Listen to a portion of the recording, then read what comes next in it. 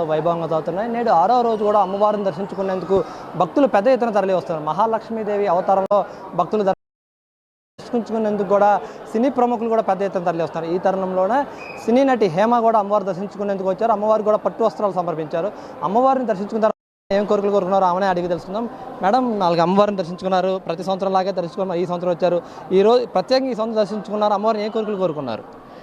First of all ఆవిడిచ్చిన ధైర్యం వల్లే నేను యుద్ధం మొదలు పెట్టాను. ధైర్యంగా ముందుకెళ్తున్నాను. అదే ధైర్యాన్ని విజయాన్ని ప్రసాదించాలని మొక్కుకున్నాను అమ్మవారికి. అలాగే మా అమ్మాయి జాబ్ చేస్తుంది.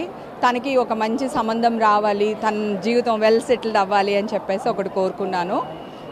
ఇంకా ఆయురారోగ్య ఐశ్వర్యాలు అంతే. అన్నిటికంటే ముఖ్యంగా నాకు కొండంత ధైర్యాన్ని ప్రసాదించమ్మా అని మాత్రం మొక్కుకున్నాను. విజయోస్తు అని ఆశీర్వదించమని మొక్కుకున్నాను. అంటే మేడం, గతం వరకు కూడా మీపై ఎన్నో చాలా ఆరోపణలు వచ్చాయి. ఎవరే సార్? మీరేగా. మీరే చేశారు కనుక మీరే క్లారిటీ ఇవ్వండి. మీరు చేసిన తప్పును మీరు సరిదిద్దుకోండి. అమ్మవారి గుళ్ళో ఉండి చెప్తున్నా. అంటే ఏం తప్పు చేశారు మేడం? ఏమో అది మీకే తెలియాలి.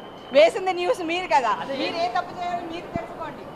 Okay, right. వారు నాకు కొండంత ధైర్యంగా ఉన్నారు అంటూ ఆమె ఆశీస్సులతో నేనే విజయం సాధిస్తానంటూ కూడా ఆమె తెలుపుతున్నారు. దీంతో కూడా ఆమె రాబోయే రోజుల్లో కూడా మరెన్నో విజయాలు సాధిస్తాను, మీరు చేసిన ఆరోపణలన్నిటికీ కూడా అమ్మవారి పరిష్కారం చూపుతారంటూ కూడా ప్రైమ్ 9కి ప్రత్యేకంగా తెలిపారు.